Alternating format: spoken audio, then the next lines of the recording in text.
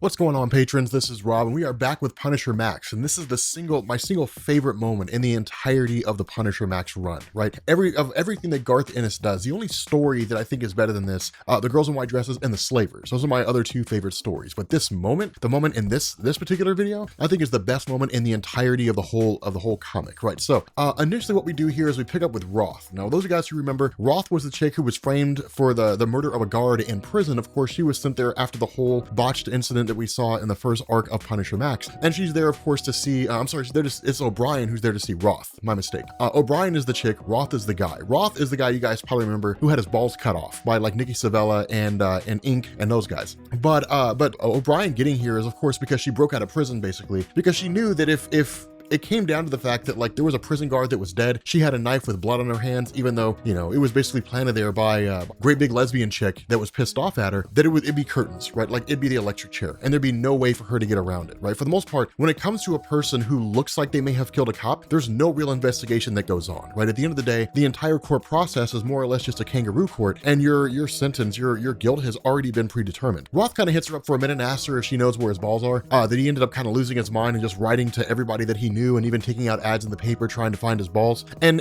you know, O'Brien kind of begins to explain a little bit and saying that like, I dropped him off at the ER to see if somebody could sew him back on. But then she catches wind of the newspaper, and the newspaper it basically picks up on what we saw in the last video, where Nikki Savella and those guys basically dug up the corpses of Frank Castle's family and pissed on it, right? And like sent the tape to TV, right? So Frank Castle could see it. And the result of this is that Frank Castle is going on a warpath. Let me tell you guys something. It's fucking Judgment Day. It's the coolest thing ever, because what we end up doing, we switch over to Frank, and he goes over to some bar called the Volga. He walks up there, and like there's this tough guy bouncer, and Frank asks like he literally goes to stab the guy and then asks for a name, and this other guy says like it's a private party in the back room. Frank Castle kills both of them and then goes inside, right? Like just starts walking in there with an M60 machine gun. Anybody who sees him just starts to run, right? They just start running for their life. But he ends up getting to the back room where you've got these two strippers who are dancing on stage. Frank Castle shoots out the lights, and then like everybody starts to panic, right? And so he basically tells the two strippers, run, right? So they get out of there, and then Frank Castle brings up the gun to everybody and then just starts spraying, right? Just starts spraying the whole place down. From there, we switch over to the cops who show up here, right? So like the paramedics who show up, to the detective who shows up. There's no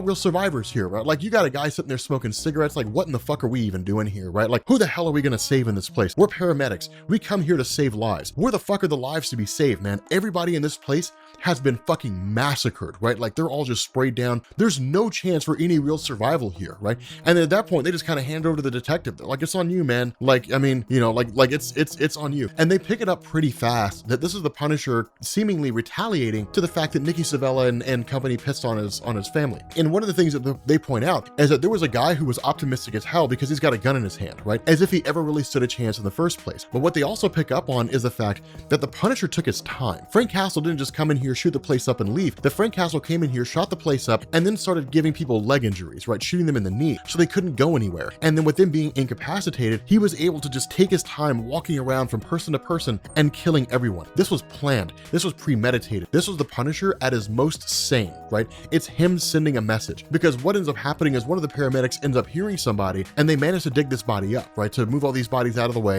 And then there's a person who's alive down there. And initially it looks like that person's injured, and the response is no, like he left me here. Like he left me here and left me alive to send you a message that you have to bury his family. And so the question's like, okay, we have to get the commissioner on the phone, and the commissioner's already on the phone, and it's like he just did it again. And so basically within the span of one night, the Punisher hits 3 different places. Within one night, he's killed 68 people. Right? He's hit 3 different, like he's hit drug dens, he's hit bars, like, clubs, the whole 9 yards. Like he's hit these 3 different spots, and they're all basically, turf wars that are going on between gangs, right? The Punisher's had enough. He's had it up to here. He's like, I'm tired of all your shit. And that's why I say it's Judgment Day, because he goes in and just starts spraying, like killing all these people, taking no quarter, not taking any prisoners. He's not asking for information. He's just killing people, right? It's the Punisher at his most pure. And so you switch over to Nikki Savella, who's watching this whole thing go down, and he's not really scared, right? He's not not really terrified. He's actually kind of amazed, right? Because in his mind, he expected the Punisher to hit them head on. But what he really kind of figured out here is that Frank Castle is like, he's emotionally psychotic and struggling at the moment. Nobody else sees it, but Nikki Savella sees it. The Punisher can't think, right? The Punisher's hitting all these places and leaving one person alive in each place that basically has the message, make sure my family gets buried, right? It's the only way he can really function is if the entire, his family's basically buried, and then once he's mentally at peace, he can go after Savella. That's all he can really focus on. Now from there, of course, you pick up with Rollins showing up here. Now Rollins was the guy that we saw from Barracuda. Remember, he's the guy who orchestrated the creation of that terrorist cell that ended up, trying to crash that plane or flying that plane into Russian territory to make it look like some terrorist group was going after the Russians, right? So make sure you guys get caught up on Barbarossa if you didn't see it,